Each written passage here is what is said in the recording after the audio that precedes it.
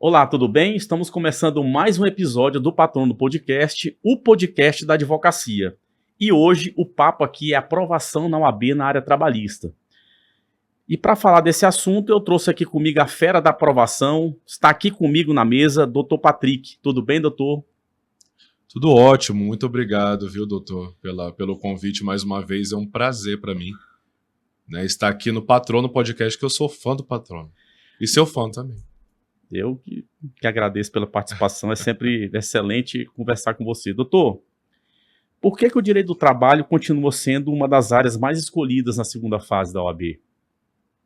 Eu acredito que o direito do trabalho, ele é uma área tranquila para uma segunda fase. Ele não é uma área difícil de entender, ele não é uma área... E outra coisa, as pessoas buscam também a segunda fase, levando em consideração o que elas pretendem também ou deveriam procurar dessa forma, o que elas pretendem atuar quando elas forem advogadas. Tem pessoas, a maioria das pessoas se identificam aqui com o direito do trabalho, né?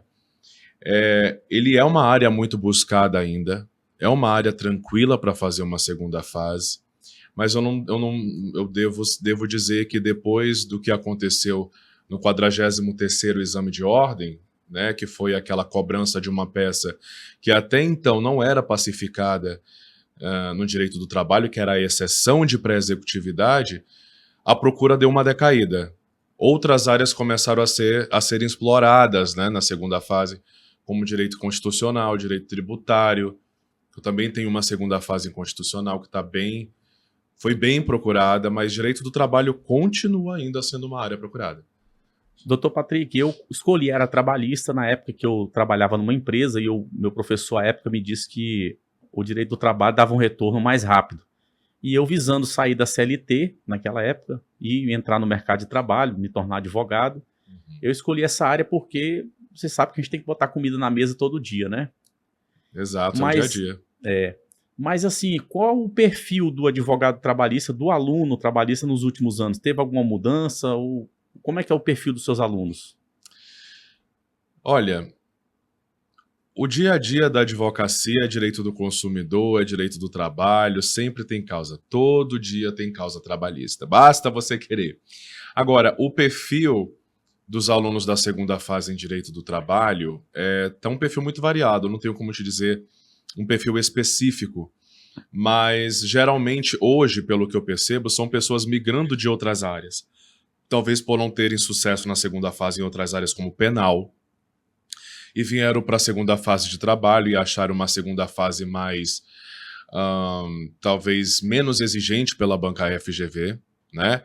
Tudo bem que ela tem cobrado coisas que realmente fugiram do que era cobrado, saiu da caixinha, assim, mas é uma segunda fase prática, né? As questões são fáceis de responder, a peça é fácil, bem mais tranquila de fazer, e então hoje eu percebo um perfil variado na segunda fase de trabalho, né? Pessoas que estão migrando e pessoas que já vieram com aquele intuito de fazer direito do trabalho mesmo. Chamei você para esse bate-papo aqui hoje porque você é a fera da aprovação. Seu índice de aprovação é muito alto.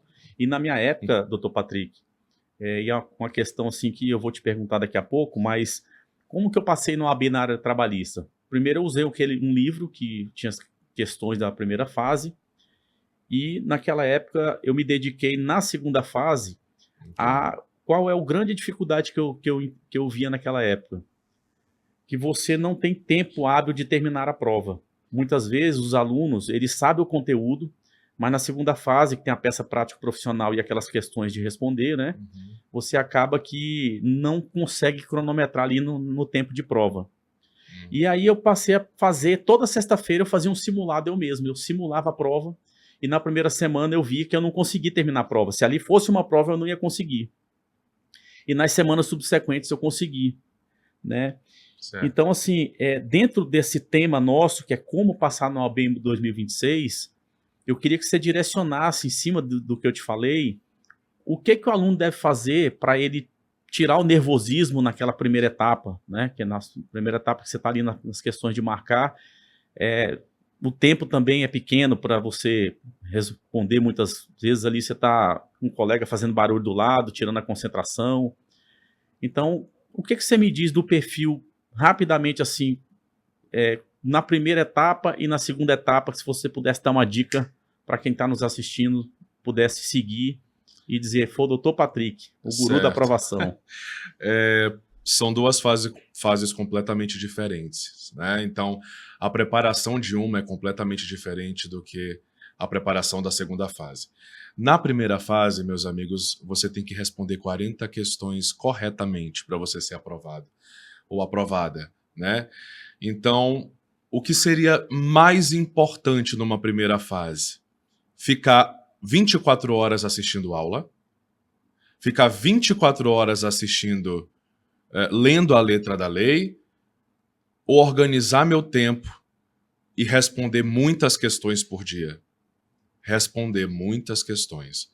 É essencial que você responda questões, mas não só por responder, só para viciar em responder questão. É essencial que o examinando responda questões para que ele comece a conhecer a forma de cobrança da banca FGV. Ele começa a conhecer as palavras-chave da banca FGV, como ela costuma cobrar determinado assunto. E quando ele responde essas questões, ele já sabe, ele bate o olho numa pergunta, numa questão, ele já sabe que tem coisas que ele pode descartar e coisas que ele tem que focar. Na FGV da primeira fase, existe uma repetição? Você pega aqui, por exemplo, um livro do Dr. Patrick, ou algum livro que tenha 1000 questões de marcar da FGV, ele acaba encontrando essas questões na prova dele? Há uma repetição de assuntos, de determinados assuntos e nas matérias que são cobradas na primeira fase. Direito do trabalho, sempre há questões sobre contrato de trabalho, sobre prescrição, sobre acordo coletivo, convenção coletiva, processo do trabalho, sempre execução, recursos. Não que a questão vá ser da mesma forma, mas há uma repetição de assuntos, né? Às vezes eles mudam o nome, os nomes das pessoas que estão no enunciado, eles mudam o recurso, às vezes eles cobram sobre recurso ordinário, outras vezes sobre recurso de revista, agravo de petição, mas há uma repetição de assuntos, né? E sempre vem uma questão inédita, mas 90% dos assuntos da primeira fase são assuntos que já foram cobrados. E você que está nos assistindo, como o doutor Patrick falou, você tem que acertar 40, mas você tem 80 para poder galgar e ficar nas 40, né? Então, Exato. Um pouco de preparação, um pouco de buscar o guru da preparação. Se você morar aqui em Manaus, você tem o privilégio, a satisfação de ir lá no curso do Dr. Patrick. Se você não mora, você pode assistir também as aulas da primeira e da segunda fase, porque nós temos a modalidade online também. Então o Brasil inteiro pode assistir. Maravilha. Doutor, quem escolhe trabalhista em 2026? Nós estamos falando agora de um ano aí que está começando os exames da OAB. Certo. Está fazendo uma boa escolha? Está fazendo uma ótima escolha. Direito do trabalho é lindo, gente, né? Agora, não adianta mais, deixa eu colocar para vocês como é que está a atual situação de cobrança da banca FGV. Não adianta mais você ir para uma segunda fase em direito do trabalho e achar que você vai estudar a tríade trabalhista, reclamação trabalhista, contestação e recurso ordinário, e vai parar por aí. Isso não funciona mais. E desculpa, não é direcionado a ninguém, mas eu estou falando algo que é muito sério.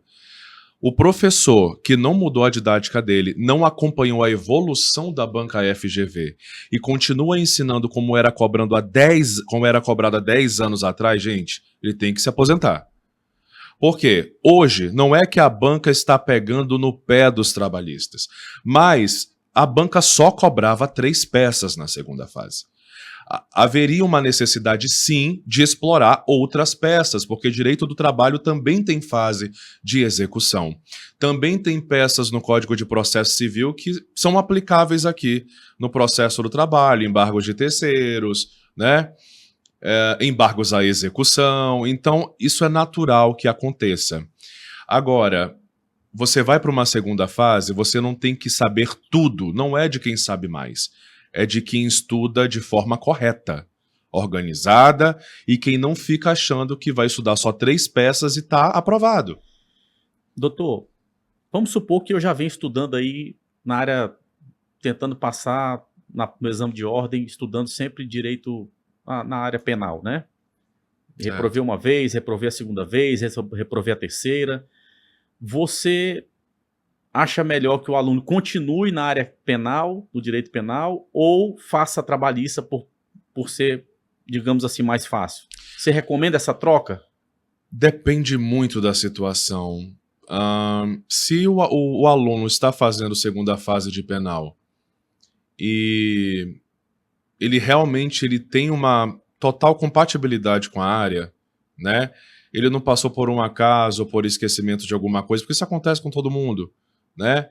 Então há casos e casos, eu não indico que ele mude, porque ele já pegou uma base gigantesca de penal, ele tem que reaproveitar aquilo e botar em prática. Agora, você está indo para direito penal, para direito tributário, sei lá qual área você está indo, por influência.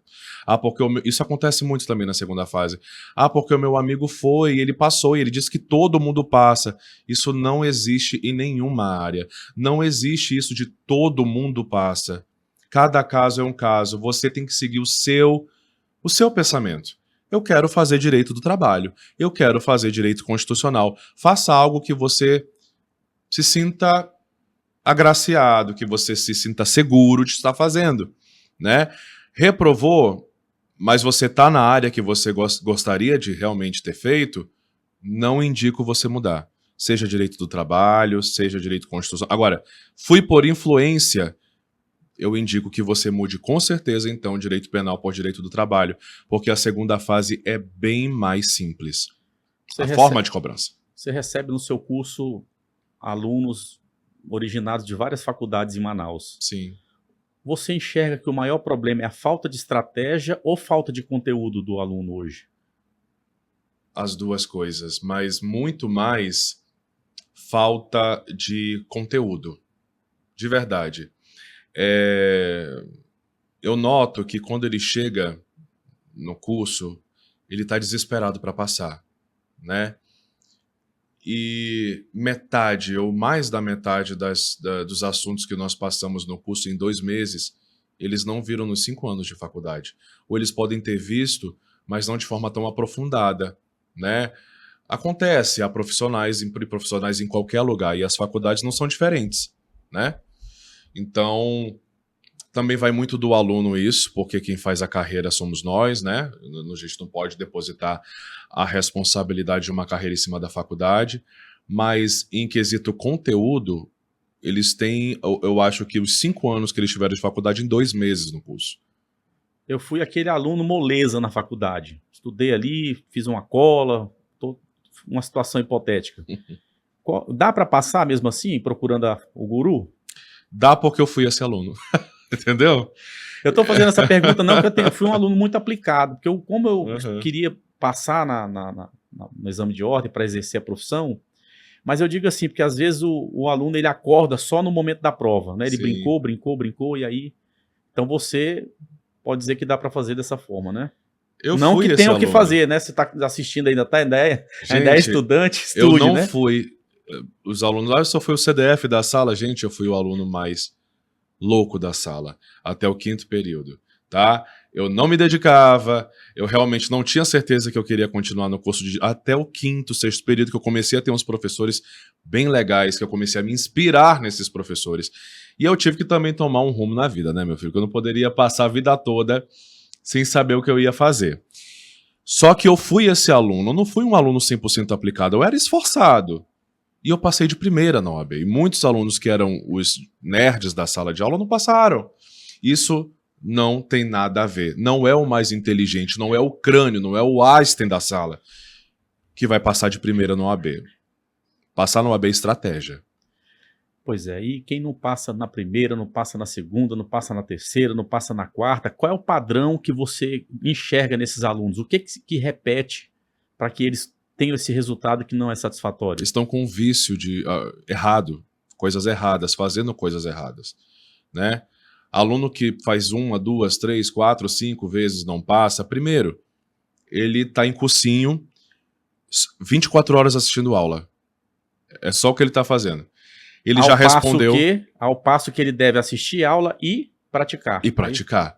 Só que ele pratica e ele já respondeu todas as questões que a banca FGV já cobrou na OAB. Então, quando ele vai responder de novo aquela questão, ele já está viciado, ele está se sabotando, porque ele já viu aquilo. Ele tem que ir para outras, diferentes. Procurem questões da mesma banca, a FGV, para concursos públicos. Porque se vocês respondem as questões dali concursos públicos, vocês respondem na OAB tranquilamente. Né? Tá fazendo algo de errado, isso eu posso te garantir. Ou é excesso de aula, ou chega em casa e não faz a bendita da revisão, porque não dá para depois... o professor X é maravilhoso, é ótimo. Mas se você não chegar em casa, você não pegar o que ele passou, você não revisar, fazer sua revisão semanal, você não colocar isso nas questões, você não passa. Vou falar aqui 2 cenários para você. O primeiro cenário é o CLT que quer passar na OAB. Ele trabalha de 8 horas por dia, tem o trânsito, chega em casa cansado, chega em casa já à noite. E qual é a dica que você dá para esse aluno? Primeiro lugar, qual é a rotina que ele tem que fazer durante a noite? Em primeiro lugar, o meu curso Guru Preparatório, ele é diferenciado até por esse motivo. Porque quem estuda comigo, quem é meu aluno ou foi meu aluno, sabe que eu preparo um cronograma específico para eles estudarem. E quando o aluno me procura, professor... Para cada tipo. Para cada eu tipo sou CLT, tu vai me dar uma metodologia. Eu trabalho não sei quantas horas por dia. Eu chego em casa, eu tenho que cuidar ainda da casa. Eu sou casada, professor. Eu tenho filho, eu tenho que dar de comer pro meu filho. Cuidar da casa, cuidar do marido. É aí que eu vou ter, sei lá, 1 hora para eu fazer alguma coisa. Tu tem a metodologia para ele. Claro. Né? Porque nós temos que adaptar o estudo daquele aluno para a rotina dele. E para esse, o que você fala lá no seu curso? Qual é a dica que você dá para quem está nos assistindo? Para esse, especificamente para ele. Vamos lá, professor. Eu tenho 1 hora, 2 horas só. Eu não tenho 8 horas por dia, porque nem precisa. Né? 6 horas, como as pessoas por aí têm. Eu dou prioridade para quê? Você já está assistindo as aulas lá no meu curso? Você vai dar prioridade para questões. Prioridade para questões. Primeira fase. Primeira fase. Certo. Se não puder escolher, não tem como botar aqui e selecionar 2, só uma, tem que escolher uma, escolha responder questões. Dê prioridade para isso. E quando você errar as questões, você não vai passar para a próxima. Você vai ver o que você errou. O que você está pecando e no você vai anotar. Aqui, o Vadimeco do lado.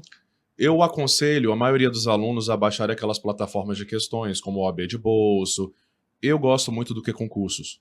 Né? Você paga R$30 do que concurso, responde limitado. E ali você vê os especialistas embaixo comentando as questões, do porquê, a palavra-chave que você deixou passar. Então você vai anotar isso, você não vai passar para a próxima, você vai anotar, você já vai saber na próxima o porquê que você está errando. Né? Então, se você não tem tempo para nada, dê prioridade para as questões. Perfeito. E para quem tem mais um tempinho a mais, já tem uma vida mais tranquila, na primeira fase? Para quem já tem uma vida mais tranquila, eu digo primeiro ir para o Guru Preparatório, né? Que aí você passa mais tranquilo ainda. Assiste às aulas dos professores lá, eu não falo só a minha, eu falo dos outros professores, que todos os professores da primeira fase são incríveis. Eles têm uma metodologia sem muita enrolação, é direto, objetivo, que o aluno precisa saber para passar. E quando você sair dali, não vá colocar os seus olhos na tela do computador para assistir diversos outros cursos por aí, porque cada professor tem uma metodologia. Saiu de lá é praticar, né? É praticar. Então, se eu estou estudando tudo ao mesmo tempo, eu não estou estudando nada. Essa é a verdade. Né? Eu tenho que focar ali. Eu escolhi aquele curso, eu vou focar ali. E quando eu chegar na minha casa, eu vou fazer a minha parte. Já que eu tenho mais tempo, eu não vou responder 20 questões, eu vou responder 50. Né? Eu não vou tirar meia hora, então, para revisar. Eu vou tirar 1 hora para revisar o que foi dado hoje na sala de aula. Né? Então, assim, gente, organização do tempo para estudar é prioridade, sabe? Ainda que você tenha 1 hora, 2 horas, mas se você se embanana todo, estuda um assunto só, né? Vou estudar licitação, eu vou ler a lei inteira de licitação em direito administrativo. Não. Tira essa 1 hora para você estudar os pontos primordiais do direito administrativo, porque não cai só licitação, você está perdendo tempo, está estudando errado, né? Não cai só licitação administrativa, cai outras situações, cai organização administrativa, cai serviços públicos, né?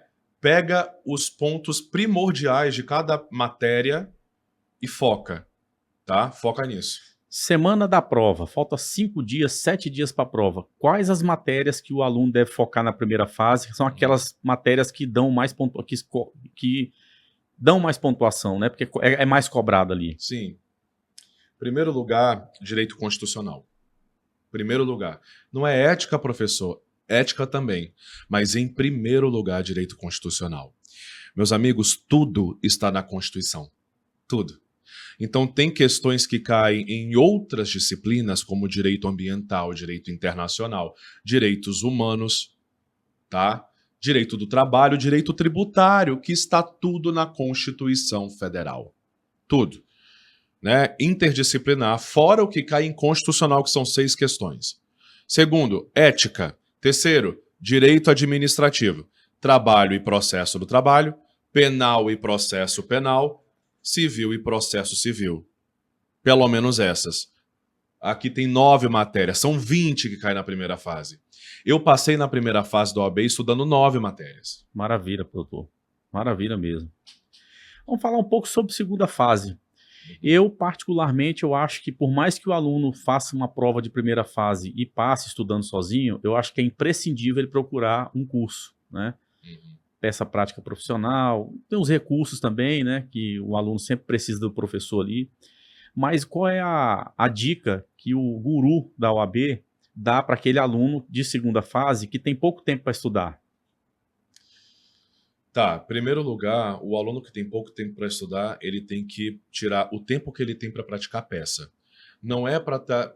Segunda fase, a preparação é completamente diferente da primeira.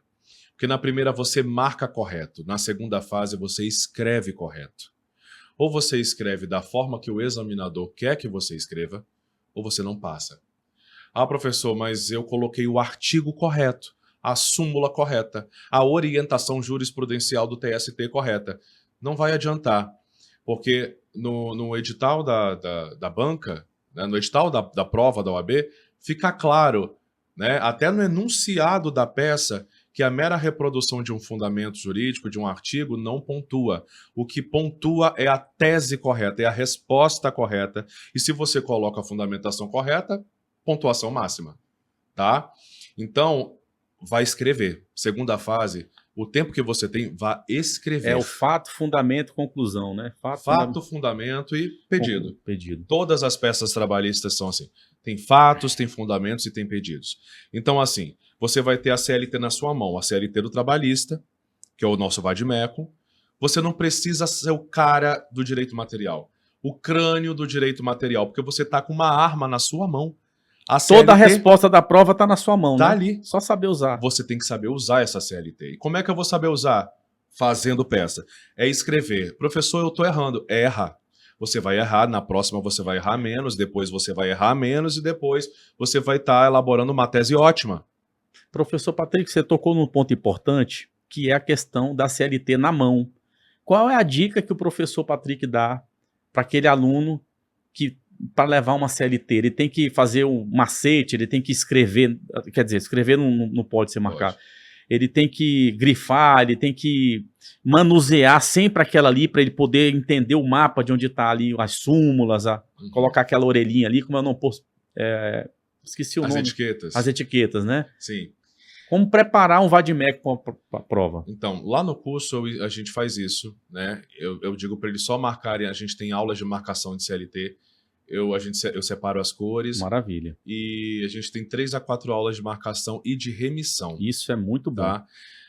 Não saia marcando a sua CLT inteira de qualquer jeito, porque quem marca tudo não marca nada. E a marcação... Aí fica igual não estando marcado, né? Então, marca tudo. É isso mesmo, porque a marcação é para te ajudar, né? É para ajudar você que vai fazer a prova, não é para te atrapalhar. E outra coisa, não saia escrevendo coisas na CLT de qualquer forma, porque no dia da prova, se o fiscal ver isso e ele pensar que você está fundamentando, formatando uma peça, ele toma o teu vade-mecum. A CLT, ela deve ser marcada de forma correta, é permitido sim remissão pelo edital, só que eu faço essas remissões com o aluno. Agora, eu sempre dou a dica, metas que eu passo para o aluno numa segunda fase. Você está com a sua CLT na sua mão, você tem um índice remissivo completo, porque você está lendo a peça, identificou a peça, você vai pegar nas questões e na peça as palavras-chave. Então, aqui é uma questão que está falando sobre gestante, sobre a estabilidade da gestante. Eu vou pegar minha CLT, eu vou lá atrás do índice remissivo em gestante, e vai estar tudo sobre gestante ali, eu vou achar a resposta. Tá? Então, é você conhecer o índice remissivo da tua CLT. Você começar a ler os enunciados, achar as palavras-chave e procurar no índice remissivo. Como é que eu vou me familiarizar com o índice remissivo da CLT? Pega ele e lê pelo menos 3, 4 páginas dele por dia. Quando acabar o índice remissivo, começa do início. Você vai se familiarizar com o que tem ali. Né? Falando aqui um pouco dessa questão da dor, qual é a maior dor de um aluno de segunda fase? Você observa? Olha, a maior dor do aluno de segunda fase, eu posso te dizer que é o que está acontecendo hoje com a correção da banca FGV. Infelizmente, não é nem em relação a ele, mas a banca está com a correção cada vez pior, né? E como assim ruim, pior a correção? As pessoas que corrigem as provas, né, não são da área jurídica, porque eles têm um gabarito, o espelho da banca, eles colocam a resposta daquela forma. Se o aluno coloca uma palavra diferente daquilo, mas que seja em igual sentido, às vezes não pontua. Mesmo que seja sinônimo, não pontua. E aí eu percebo que as pessoas que corrigem a prova realmente não são da área jurídica, porque quem é da área jurídica tem um entendimento aprofundado para saber que aquela palavra tem o mesmo sentido. Então, às vezes, se o examinando não coloca de forma idêntica como está no espelho da banca, zera. E aí a gente tem que recorrer ou entrar com mandado de segurança. E isso mexe muito com o emocional deles. Porque nós estamos hoje vivenciando um momento péssimo financeiro. As pessoas não têm dinheiro o tempo todo para estar pagando cursinho, né? Mas a aula do professor é ótima. Não é nem essa questão de não ter dinheiro mesmo. E aí ela foi preparada, ela fez o que ela tinha que fazer, mas a correção da banca foi péssima, né? Entra com recurso, a banca não reconhece o recurso, aí entra com mandado de segurança, tem que gastar com MS, ou ela gasta com MS ou ela volta para fazer a repescagem, né? Isso eu tenho eu tenho verificado, tenho notado que nas últimas provas tem mexido muito com o emocional dos alunos. Essa falta de responsabilidade na correção das provas. E por que tantos alunos sabem a matéria, mas trava na hora? Emocional também, né? Primeiro de tudo, quanto mais preparado você está, menos você fica nervoso, né? Agora, é normal sentir nervosismo, isso é normal. Porém, falta de trabalho emocional mesmo. Eu acho muito interessante, inclusive eu vou incluir isso no curso, já tinha falado para os alunos, que na última semana ou durante o curso seja incluído, né, um trabalho com algum profissional da área da psicologia. Por quê? As pessoas se preparam teoricamente para a prova, mas não preparam o emocional. Na hora da prova eu já vi alunos que esqueceram o próprio nome, gente.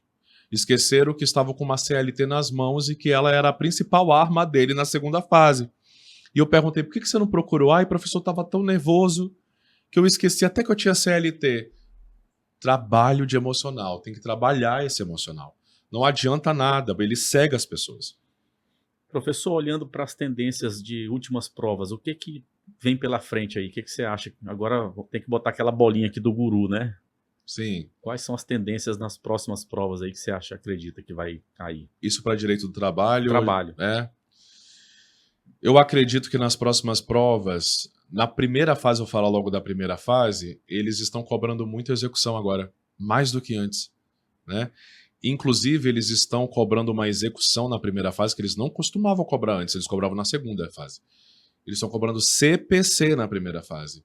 Já caiu questões de ação monitória em direito do trabalho. Já caiu questões sobre parcelamento da dívida na fase de execução, que isso está no artigo 916 do CPC, não é na CLT. Já caiu questões sobre ação de execução de título executivo extrajudicial, né? Sobre incidente de desconsideração da personalidade jurídica, tudo no CPC. Então eles vão começar a mesclar. É capaz deles... E a prova está cada vez mais interdisciplinar. É administrativo na Constituição, é constitucional com direito do trabalho. Então não adianta você achar que é trabalho puro que eu vou estudar. A prova está interdisciplinar. O direito ele é único, né? Então, estudar o direito do trabalho na Constituição, né?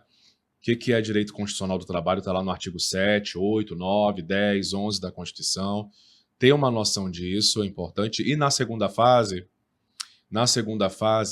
você vai estudar, claro, o que já foi cobrado, contestação 1000 vezes, recurso ordinário, né? Reclamação trabalhista, mas focar também em outras peças.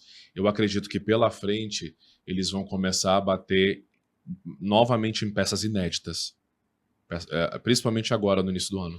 Falando em peça, professor, quando o examinador quer cacetar o aluno, qual é a peça que ele costuma cobrar?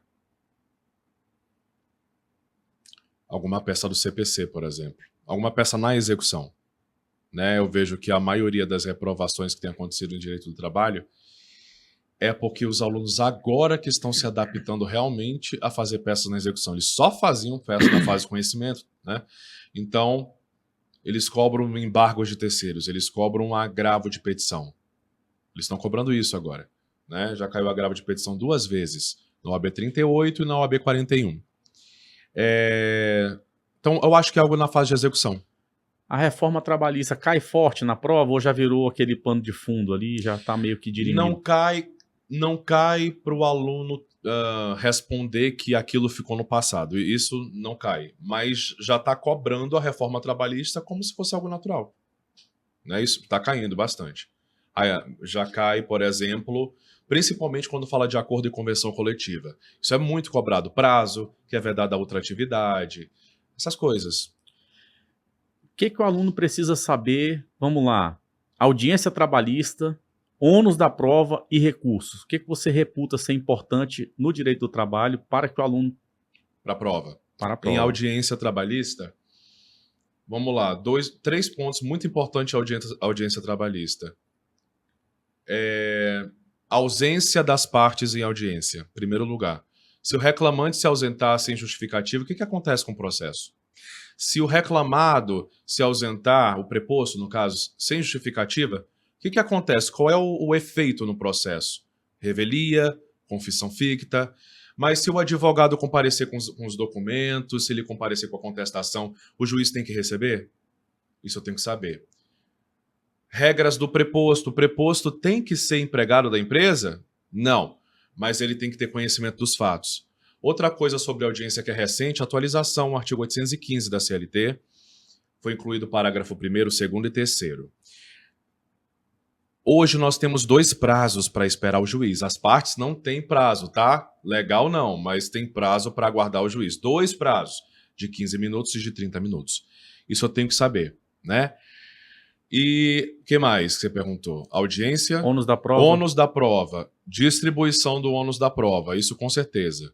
O artigo 818 da CLT vocês têm que dominar.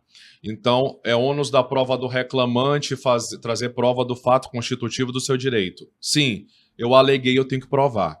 É ônus da prova da reclamada trazer fato extintivo, modificativo do direito do reclamante. Eu tenho que saber dominar essa jogada de ônus da prova. Eu tenho que saber de quem é o ônus da prova sobre horas extras, né? Aí vai para aquela regrinha de quantas pessoas tem dentro da empresa, quantos colaboradores. Eu tenho que saber em ônus da prova quem é o ônus da prova para FGTS, para Vale Transporte. E o terceiro assunto? Recurso. Recurso. Prazo recursal, né?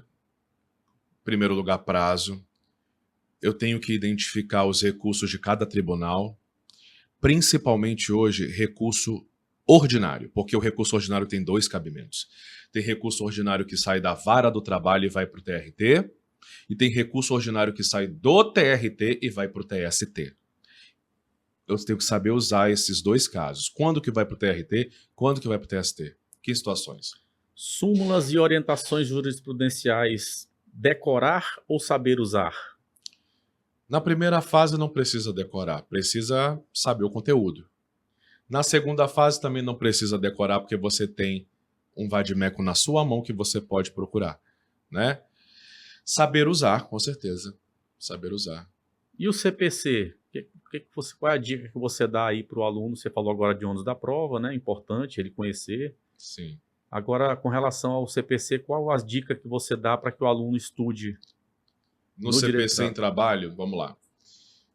IDPJ, que é o incidente de desconsideração da personalidade jurídica, está lá no artigo 133 do CPC, até o 137. Estuda isso daí. Cai muito em processo do trabalho. Outra coisa no CPC que cai muito em processo do trabalho hoje é ordem de penhora. A ordem de penhora que nós temos na execução aqui é a mesma ordem do CPC. Artigo 835 do CPC. A prioridade aqui é dinheiro, tá? No processo do trabalho, é a penhora online.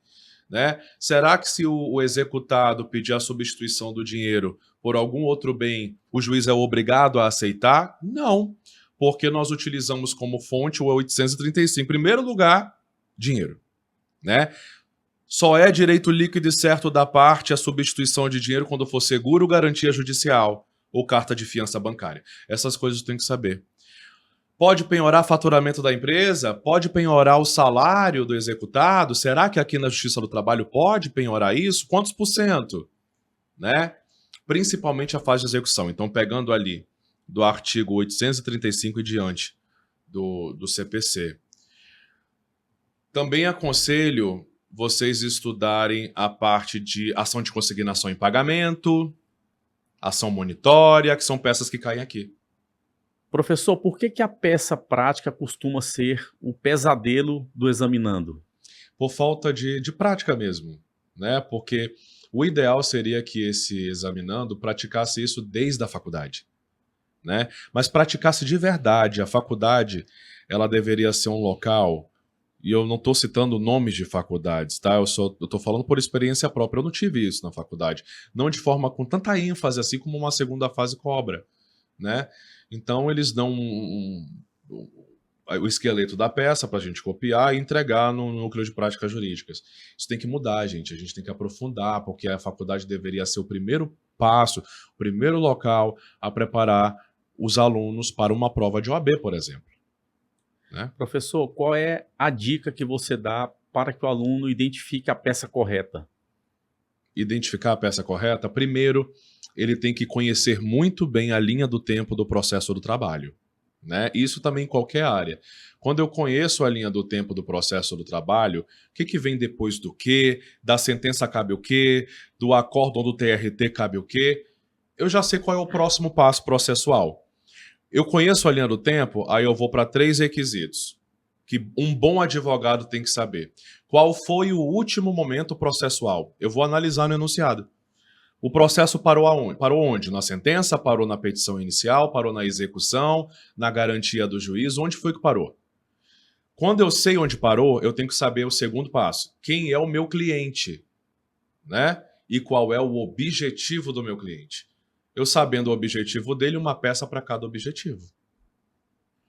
E nesse tempo aí, quantas peças mais ou menos você acha que o aluno deve colocar na gaveta dele ali para ele poder estudar bastante, né? Como você falou, tá interdisciplinar e a qualquer momento pode acontecer uma cobrança, né, para massacrar o examinando. Uhum.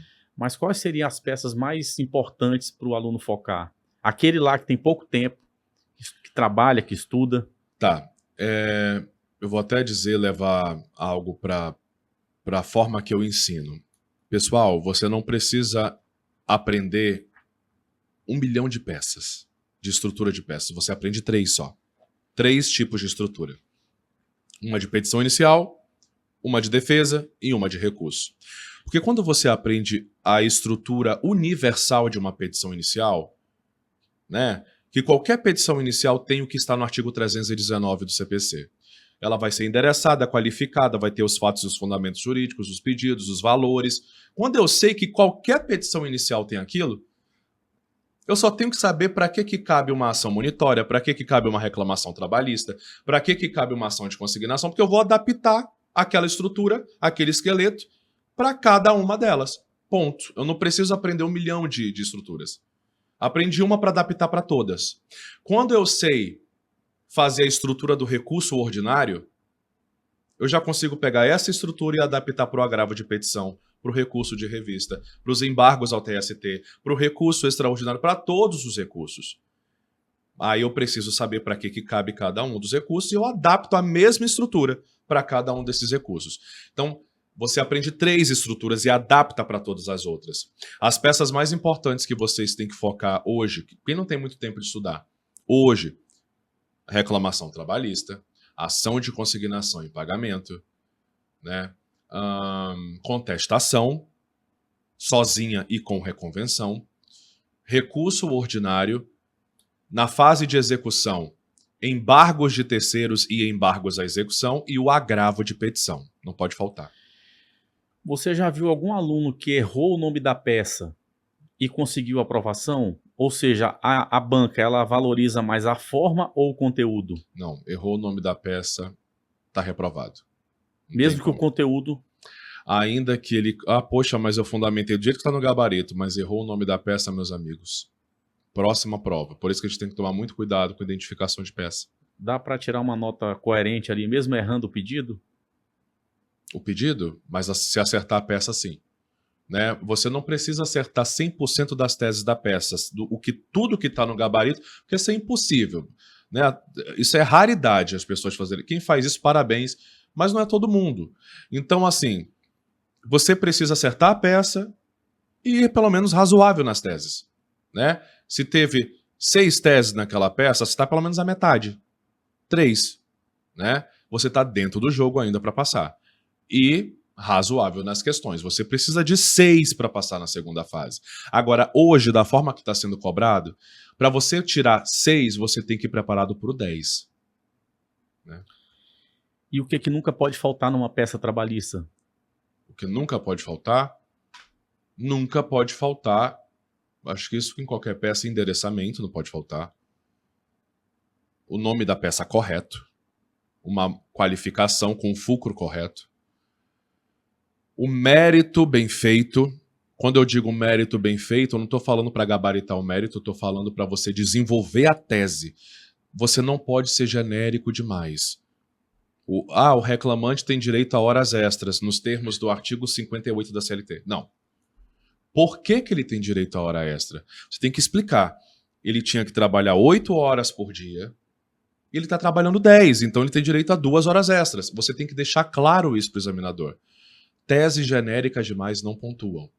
Né? Valor da causa, os requerimentos finais da peça e o fechamento da peça. Deixa os termos, pede deferimento. O aluno entra hoje lá no curso do Guru. Por onde ele tem que começar? Você fala no curso ou no dia da prova? No curso. No curso? Por onde começar o aluno que deseja passar na OAB em 2026? Por onde ele tem que começar? Ele tem que começar quando ele vai para uma primeira fase, por exemplo. Né? Ele tem que começar, a partir do momento que ele me procura, eu não sou um professor que vai simplesmente deixar o aluno assistindo aula. Eu preparo um cronograma para o aluno. E se ele seguir à risca o que eu estou botando para ele, ele passa. Não tem como não passar. Algo você fez de errado aí no caminho, porque se você seguir à risca, você passa. Seguir o cronograma que eu passo. Não faltar nenhuma aula. Né? Responder questão todo dia. Gente, é beabá, não tem segredo. Você tem que estudar corretamente. Né? Não precisa estudar 12 horas por dia, porque aí você não está mais estudando, você está procrastinando, você está deixando o seu cérebro completamente exausto, não está entrando mais nada. Eu sou contra também cursos que deixam o aluno estudando até 2, 3 horas da manhã. O aluno não está aprendendo mais nada, gente. É, verdade. E nesse sentido aí, quantas horas por dia você costuma dizer que o aluno tem que estudar? Se é para especificar um horário, o ideal seria que ele estudasse com qualidade, claro, pelo menos 4, 5 horas por dia. No máximo, assim. 4, 5, eu acho um bom tempo de estudo. Para a OAB, eu tô falando, para a OAB.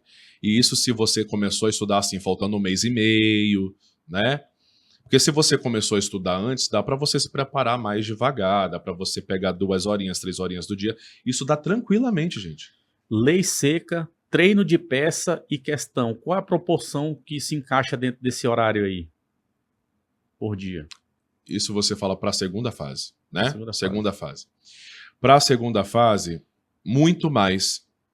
É importante, claro, porque eu passo essa meta, vocês vão ler 10 artigos por dia da CLT, porque quando você lê o artigo da CLT, lê a letra da lei seca, o direito material fica muito mais claro para você. Você vai ver minha aula de direito material, eu especificando o artigo, mas quando você sabe como está na lei, você sabe até as palavras que ele usa, palavras-chave. Mas assim, sem sombra de dúvidas, o foco maior é na produção de peças e questões na segunda fase. Escrever mesmo. Escrever, desenvolver a tese. Tá? Esse é o mais importante na segunda fase. O grande mal das pessoas hoje em dia, sabe qual é? Inteligência artificial. É o grande bem e o grande mal ao mesmo tempo. Porque as pessoas estão ficando preguiçosas para escrever. Ainda não inventaram prova de OAB com IA. Né? Então você tem que saber escrever. Segunda fase é parar de preguiça, gente. E escrever. Né? Não tem para onde fugir. Fazer provas antigas, professor, ainda funciona para a segunda fase? Eu te digo o seguinte, provas antigas, vamos lá, da OAB 30 para cá, sim. Né? O que foi cobrado antes, da 30 para cá, ainda está mais ou menos na mesma forma de cobrança que ela está hoje. De enunciado, de palavras-chave que ela usa. Mas eu não sugiro que o aluno só fique se baseando em provas antigas, né? O ideal é que o curso que ele procura, quando ele vai fazer simulados, que é muito importante simulados, muito importante. Lá a gente faz no mínimo 5 simulados, 6 simulados. E todos os simulados, nenhum enunciado da banca FGV, são todos criados por mim. 1000 vezes pior, diga-se de passagem. E tá? O que o aluno deve procurar num mentor? Qual a importância, qual o papel do mentor nesse processo? Se você fosse procurar um professor para você hoje, você saberia escolher um professor olhando para quais características dele? Primeiro, a paciência com os alunos, porque tem que ter. Se você veio para essa área, não adianta você achar que os alunos vão ser guiados na base do grito, porque isso não funciona, né? Não para a maioria das pessoas. Não acho correto também. Então, cada pessoa que te procura no curso tem uma história, né? São pessoas às vezes simples, que estão tirando no que não tem para pagar o curso para passar, é a única oportunidade que tem. Então, acho que o tratamento com as pessoas é ideal. Segundo, procurar um professor, né, que esteja atualizado. Se você chega no curso e vê um professor que está com material desde a OAB 15, desde a OAB 20, 30, é complicado, né? Porque, vamos lá, vamos atualizar. Cada prova tem uma jurisprudência diferente, cada prova tem algo que é atualizado na CLT, cada prova o material tem que mudar, a forma de cobrança da banca já mudou há muito tempo, o professor tem que estar atualizado. E quanto tempo, professor, o aluno leva para sair do zero até a aprovação? Quanto tempo? Os 2 meses que ele fica comigo lá. Porque eu vou adaptar. Agora tem o OAB que nós temos 2 meses para a segunda fase, tem o OAB que só 40 dias. Independente do prazo, a gente adapta a preparação. Um cronograma específico. Passei na OAB, estou com a carteirinha na mão. A OAB, esse curso que a gente faz, essa trajetória de tirar uma carteira da OAB, de passar no exame de ordem, já prepara o profissional para ser um advogado na área trabalhista? Não, de jeito nenhum. Né? Prepara para ele ter um conhecimento teórico. Só que não prepara para ele ter a vivência da advocacia, infelizmente. Isso realmente, ainda que existissem 1 bilhão de cursos com o melhor professor, você só aprende certas coisas na prática mesmo, vivenciando. Mas o curso ProAB não prepara para você responder, fazer perguntas em audiência, ele não te prepara para você pedir 1 milhão de sistemas na execução, ele não te prepara. Agora mesmo antes de vir dar a entrevista aqui, eu estava fazendo uma imersão trabalhista lá no curso para alguns advogados, né, onde mais de 90% foram meus alunos, e eu pude ver a satisfação no rosto deles, e elogiaram, inclusive, falaram, poxa, foi a melhor imersão que eu já tive. Porque ali eu ensinei a fazer cálculos pelo sistema adequado na Justiça do Trabalho, que é o PJ Calc. Eu ensinei a fazer petição inicial, a fazer defesa, ensinei execução, audiência, ensinei até a falar, oratória em sustentação oral. Você não vê isso por aí, então é interessante que vocês façam. Pois é, isso que eu já ia falar com você. O aluno, quem está nos assistindo, que não tiver condição de procurar o Dr. Patrick para fazer essa imersão, ou porque não tem condições ainda, ou porque mora longe, o que ele deve estudar? Olha, para sair dessa questão de um aluno aprovado para um profissional mais qualificado do que no dia anterior. Realmente, a imersão eu costumo fazer só presencial, né? A imersão, o curso Pro OAB eu faço online e presencial. Só que, primeiro, eu digo que quem já passou na OAB não fique parado em casa esperando cair cliente do céu. Você vai ter que passar pela prova, né? Você vai ter que tomar um ralho às vezes do juiz, mas isso é aprendizado. A gente não pode fugir, a advocacia não é uma profissão para covarde, a gente não pode fugir do dia a dia, né? Tem que ir, tem que meter a cara, tem que ir atrás de cliente, tem que prospectar.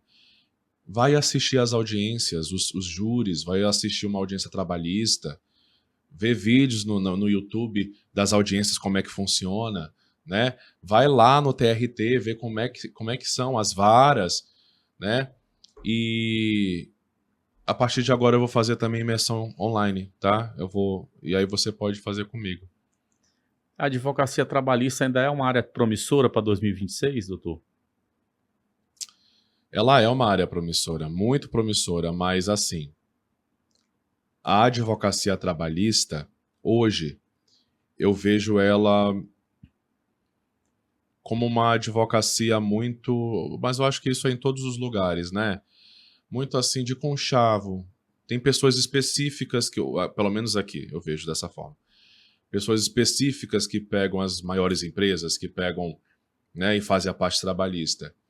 Mas isso não é para tirar a esperança de ninguém, porque é uma área rentável. Mas ela poderia ser mais rentável para os advogados, né? Agora, com certeza você consegue fazer dinheiro, porque todo dia tem causa trabalhista. Ainda que seja com valor baixo, você consegue fazer dinheiro. Encher o escritório de causa, gente. E dá para começar na advocacia trabalhista sem ter uma grande estrutura? Você não precisa de estrutura, na verdade, para começar a advogar, né? Você precisa ter o seu computador, seu notebook, fazer suas peças, ter o seu token, protocolar. Ainda que você, sei lá, vá fazer isso no shopping, numa praça do shopping, ainda que você faça no seu quarto, na sua casa. Gente, não tem mais isso, né? Agora, claro, eu quero um escritório lindo, maravilhoso. Você vai chegar lá, mas você não precisa disso para começar, né? É muito tranquilo. E hoje, passar na OAB, você acha que é mais inteligência ou constância, professor? Constância. Sem sombra de dúvidas. A gente vê cada gente aí que já passou no OAB, a gente fala, caramba, essa pessoa passou no OAB. Caramba. Né? A gente fica, pô, como que essa pessoa passou e eu não passei? Gente, não é a pessoa mais inteligente que passa no OAB, não é. Isso daí é mito. E qual a mensagem que você pudesse olhar para a câmera e passar para quem nos assiste, para quem já reprovou? Qual é a mensagem que você poderia dizer para ele acalmar o coração desse jovem? Em primeiro lugar, pare de ouvir os outros. Porque essas pessoas que falam para você, vem para tal área que você vai passar, porque eu passei, todo mundo passou. Essa pessoa passou, você foi na corda dela e você não está se sentindo bem nessa área. Faça o que você quer fazer, né? Se sinta bem fazendo numa segunda fase, por exemplo, né? Segundo lugar, tenha posicionamento, gente. Segundo lugar, trabalhar o emocional para a prova, porque as pessoas deixam pecar muito por conta desse emocional, né? A gente tem que estar preparado para tudo, e ali a prova não é maior do que você é maior do que a prova. E no dia da prova, tá? É apenas um pedaço de papel. Tá? Aquilo ali não diz quem você é. Não se ligue em cobranças familiares, em cobranças de amigos, porque amigo que é amigo de verdade, ele não vai ficar te cobrando para passar, ele vai te apoiar, né? Outra coisa para você se preparar, eu digo, vem para Guru, que vai ser a última vez que você vai fazer essa prova, vai ser aprovado. Tá? Agora você vai ser aprovado e aprovada. Venha para cá para Guru preparatório. E claro, né? Ouça quando você vem, ouça o que eu tenho para dizer. Tire determinados vícios da sua vida. Você está estudando errado se você ainda não passou, né? Não desista, porque só quem perde é você, não são as outras pessoas. E aí, você quiser contratar o serviço do Dr. Patrick, as aulas online aí, agora tem um curso online, o que ele deve fazer? Bom, você pode me seguir no Instagram, @prof.patrickjohnson, né? Botou @profpatrick, já aparece o meu lá. Ou o Instagram do curso, que é @guru preparatório, tá? E pode chamar no direct, pode me chamar no direct que eu respondo bem rápido. Tem algumas aulas minhas também no YouTube de Direito Constitucional, Direito do Trabalho. Tá lá, gratuito para você assistir. Claro que não tem todo o conteúdo de uma segunda fase, mas tem muita coisa. Já dá para você ter uma base da didática que eu aplico, né? E é isso. E quais são os valores dos investimentos, doutor? Primeira fase, segunda fase, imersão? Então, geralmente, o valor cheio de uma primeira fase, na maioria dos cursos, em todos os cursos, fica em torno de R$ 1.200, R$ 1.300. Só que a gente coloca esse valor, mas eu sempre dou desconto, né? Poxa, o professor Patrick botou a 1.200. Queria fazer lá. Conversa comigo, me manda uma mensagem que eu não canso de ajudar os alunos. Professor, eu só tenho isso para lhe dar de entrada. Eu posso dar de entrada e depois eu lhe dou mais um pouco? Gente, eu sempre faço isso para os alunos. Quem já foi meu aluno e quem não é meu aluno, né? Eu ajudo a todos, né? Dentro do meu limite também, mas eu ajudo. E além disso, eu dou desconto. Você, quando vai lá para o Guru Preparatório, paga pelo curso presencial, você ganha de brinde o curso online. Se você não consegue em um dia no presencial, a aula fica gravada, você revisa quantas vezes você quiser, né? Então é só me mandar uma mensagem. E a imersão, como é que funciona o investimento? A imersão, ela já funciona assim. Agora eu vou fazer uma imersão, a próxima vai ser de uma semana, né? Que os alunos que passaram estão pedindo isso, estou fazendo imersão só de 2 dias. Mas o investimento é mais baixo, o investimento é em torno de R$500 a R$600 numa imersão.